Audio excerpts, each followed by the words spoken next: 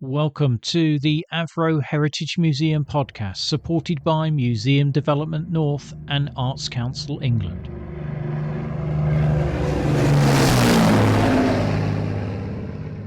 The third episode with Steve Rees, relating untold tales of a young airman. This story is one of pressure that proved unbearable for a 21-year-old skipper of a Lancaster. The events take place in the autumn of 1944 with an operation planned for Dortmund. But this flight is not recorded in Ernest's logbook because of particularly poignant and tragic circumstances which Steve still finds moving decades later. There's also the opportunity later in the episode to hear a little bit about Sergeant Flight Engineer Ernest Rees's service record towards the end of and just after the war, when he takes part in humanitarian food drops, and his Lancaster crew conducts what were called, and recorded in the logbook, as Cook's Tours. Shortly after the cessation of hostilities, Bomber Command set up these tours to allow members of ground crews and non-technical personnel to fly over Europe. That meant that many of those who had served in support of the command's aircrew saw firsthand the terrible damage which had been inflicted upon the targets, to which, for many of them, were unknown or had been merely names on a map. Let's join Steve now for him to resume his dad's story, and I began by asking him where we were up to on the timeline. To the 11th of November. We're still in Pathfinder's force. There's November 44. So just for those three, that is November, because then he goes on to January 44. Nothing happened December. I wonder why. But November 44, just let me clear away a few things there. 11th of November 1944. By this time, Ernest was well established in the squadron and had flown many missions, including 9 ops, including an op on the 4th and 5th of November to Bochum. I hope that's the correct pronouncing. His logbook itemised that they were attacked by a fighter over target. Whilst flying straight and steady on the target approach, the bombers were potentially sitting ducks for the hunting fast fighters eager to get a Lancaster. But I was reading the accounts of operations in Sean Feast's Master Bombers, entitled, Chapter 4 is entitled A Squadron at War. You can turn to that there. I think I've got a little tab in there somewhere. Sean Feast writes that on the night of the 11th of November, 10 aircraft were selected for operations to Dortmund, but only 9 aircraft actually completed the mission. Whilst the rest of his crew, including Ernest as flight engineer, had arrived at dispersal for the mission, Flying Officer Abel Mellor, also aged 21, was nowhere to be found. And I'm going to read an extract from Sean Feast's book. Flying Officer Abel Mellor was posted to 582 Squadron at RAF Little Staunton on October the 6th, part of 8 Group. And to be honest, you'll see Mellor's name. There's Flying Officer Mellor. Yep. So he had piloted my father. He'd been sent there on October the 6th, part of 8 Group, the Pathfinder's force. Mellor had shown considerable skill as a pilot, or he wouldn't have been selected for target marking duties with the Pathfinders. On November the 11th, the 21-year-old Mellor asked to see the CO, Group Captain Peter Cribb, that he be transferred out of the squadron, explaining that he had no objection to flying on operations, but he wanted to be transferred to a unit where he would not be responsible for the lives of his crew. Cribb responded that everyone in the squadron felt fear to some degree, and they all had to overcome it and get the job done regardless. Cribb denied Mellor's request for a transfer, and he put Mellor's crew on the order of battle for that evening's operation to Dortmund, thinking it best to get him flying right away. Following standard preparations and briefings, the crew were taken out to the dispersal at the takeoff time. Mellor said he'd forgotten something and went back to get it, but he didn't return, meaning his flight did not take off with his crew members. A search was made for the missing pilot, and Flying Officer Mellor was found later, dead, with his service revolver in his hand. He'd killed himself because the weight of his crew's lives on his conscience was too much for him to deal with. And Mellor's story reminds us of the tremendous strain and pressure these men were all under. I apologise, I'm sorry. Mellor is a tragic figure who, in an unusual way, sacrificed himself for his crew. Mellor's crew were assigned a new pilot and they completed their tour of ops and they all survived the war. And Air Commodore Peter Cribb, now 92 and living in Western Australia. There's some irony in the fact that Flying Officer Mellor's death had been a heavy weight for Peter Cribb to carry for most of his life. His son Julian said that the events of November the 11th have always troubled him. And in taking his own life, Abel Mellor escaped the fear and pain of being responsible for the death of someone under his command, but he passed it on, at least in part, to his CO, Peter Cribb, who has felt it now for 66 years. Sean Feast writes in 2008 that later Air Commodore Peter Cribb died on June the 20th, 2011, still haunted by the events of November the 11th, 1944. So, again, this is an untold story because it didn't happen for my father. The event didn't take place. And so there was nothing in his logbook to commemorate that. But again, armed with my grandson, we went to the IBCC and against the wall of names, we found the name of Abel Jocelyn Mellor. And there we are. So these are some serious respects for a 9-year-old to be paying, isn't it? But he was up for it, and Oliver was very happy. Oliver's now studying A-levels in Lincoln. So that completes my 3 stories. The squadron sort of ending of the war was involved in 2 operations that we've heard other veterans talk about. One is Operation Manna and one is Operation Exodus. Was your dad involved in either of those? If we turn to May 45, I'm able to talk in detail about some of these other ops, but it's the 4th, it's not very well written, but the 4th of May 45, Squadron Leader Green, Dad was the flight engineer, no need for a bomb aimer on that particular one, but Ops, Rotterdam, dropped food supplies from 300 feet. And that's all he tells me in that particular thing. I do believe it's part of Operation Manna. Yeah. That's amazing, isn't it? I've also got another account. It's a copy of a handwritten thing from Bill Huff. There is a chapter dedicated to Bill Huff in there, and Bill Huff is my sister Elizabeth's godfather. So you can see there's a connection in there.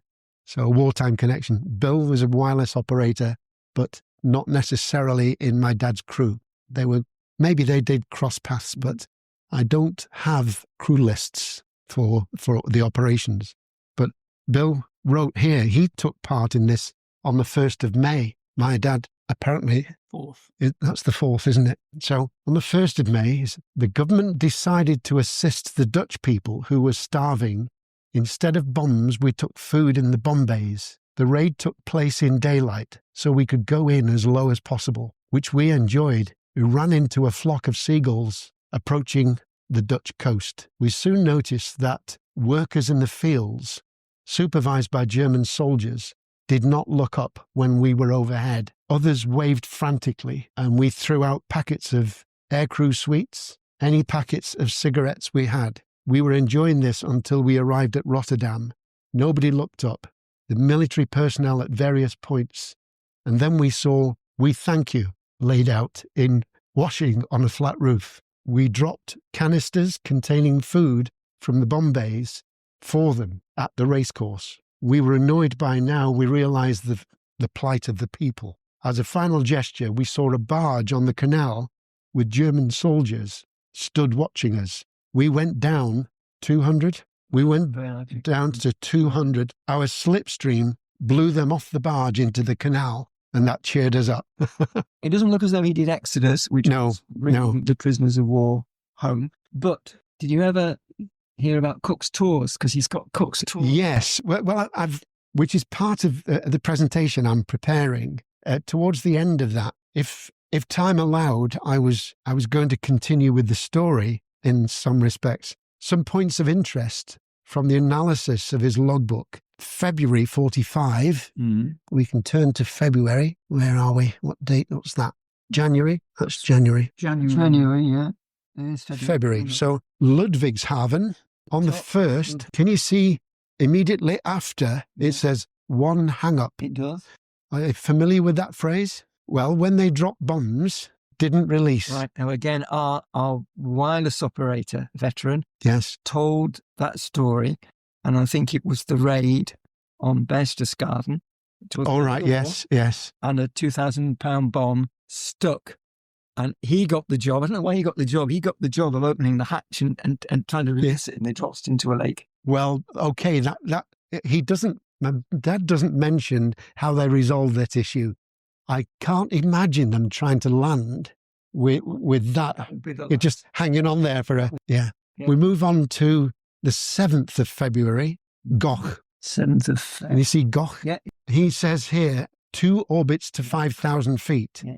The 3rd orbit attacked by an ME-110 down to 2,000 feet. Yeah. So I'm unsure the operating height of dropping bombs. I thought it was 10,000 feet, which is like 2 miles, but they had 2 orbits at 1 mile high, which is 5,000 feet. But then because they were attacked, they went down even further to 2,000 feet. Depending on the planning for the operation. Yes. Yeah.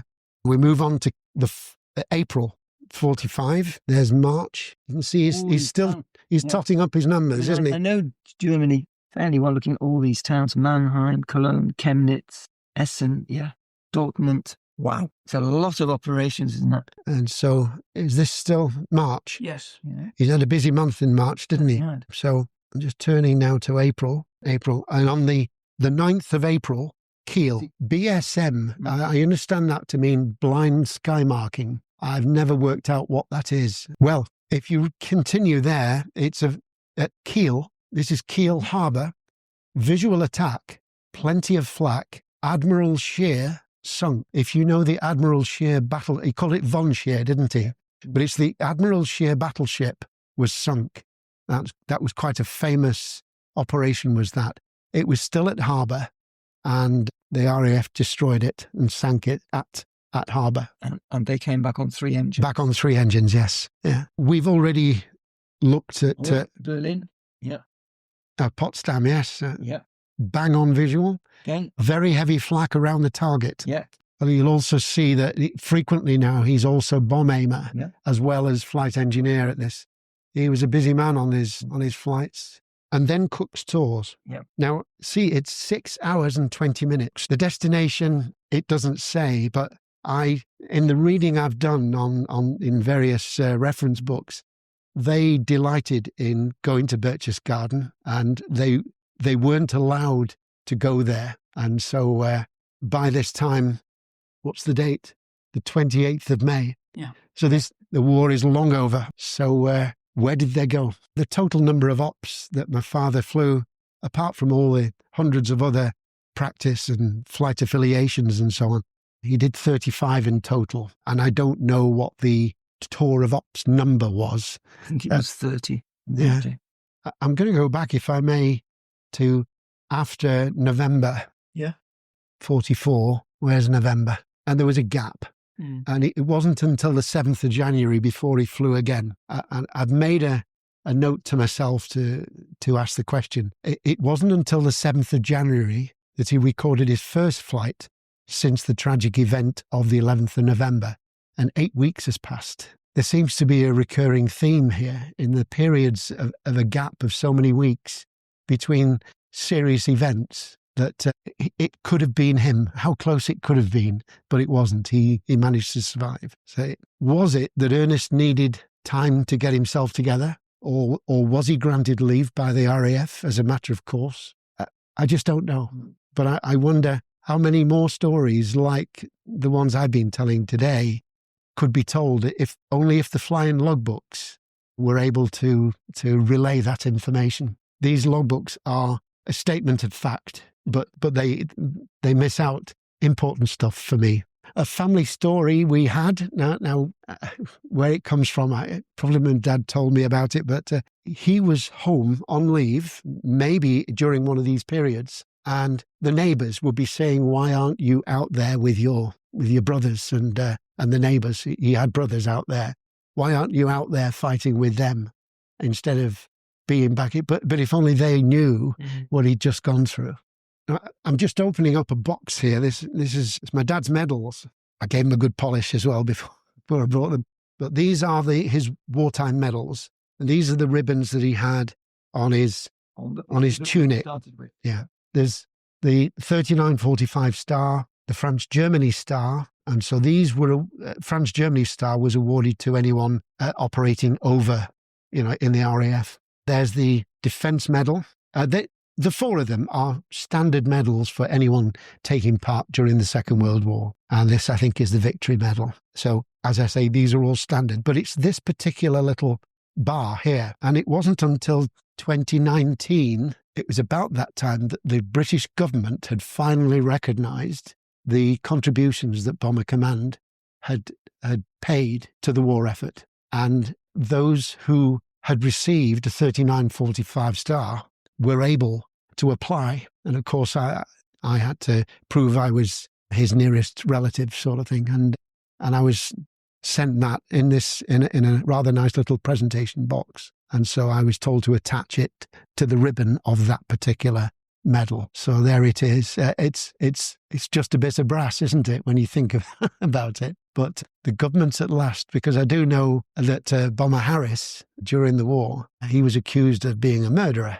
And he was trying to say, how on earth can you win this war if you don't take it to them? And so Churchill was his greatest friend when it suited him. But when the war was over, Churchill dropped him. And Bomber Harris left the country and went to live in South Africa, from what I understand. But what a shame, for a man who had led 125,000 people in Bomber Command through that. And if we didn't go to Germany and take it to them, how on earth could we win that war? So there were stories, I suppose, Dresden is one famous story, but I've read the same story from two different points of view. And one point of view was from the mayor of Dresden, hiding in cellars. And the same story was told by a crew member. And his general phrase in his logbook for that particular operation, "a quiet night all round," was what he added, as my father does in his logbook. He added "a quiet night all round." But for others on the ground, they baked in their cellars from the fires above. Just awful. But I don't have an answer to it all. Is there anything you would like to have talked about that you've not had the chance to? I think we've done the best we can. You've obviously done so much work on all this to keep your father's story alive. But you are going to take that out to a wider audience. Well, I'm a member of a local pro-bus club. Pro-bus is people who have been in professional or business background and have retired and just like to keep their mind in churning over. There are guest speakers that come in. In fact, I'm the secretary that arranges these speakers. And because of that position of power, I've arranged for myself to deliver this talk with PowerPoint presentation, and everyone can see the evidence on the table. The way my story goes is I'm talking about untold stories of a young airman. I kept it vague because there's a link at the end. And I say the story of Flight Sergeant Rees continues. Because my son, Simon, is actually, last year, he retired from the RAF after 23 years service. He joined from school and from A-levels, and he went straight into Cranwell. But in the years gone by, he was on search and rescue operating from Kinloss over the North Sea area, the Arctic Sea as well, and submarine hunting. After Kinloss, he went to, is it Lossiemouth? Yeah. Just next door. And from Lossiemouth, he was then transferred to Waddington, and that's where he lives. And he retired while he was at Waddington. But of course, the Nimrod story ended, but he was training for MRA4, ready for it. And so how much he knows, I don't know. But of course, he's not allowed to tell me. Thank you, Steve. And although that's the last of the untold stories of a young airman, please make sure that you join me next time for a bonus episode. Because even though the museum was closed to the public on the day that we made all the recordings, we couldn't let Steve leave without giving him the opportunity to experience 3 activities which we knew would have a lot of meaning for him. Listen to that next episode to find out how he got on. Bye for now.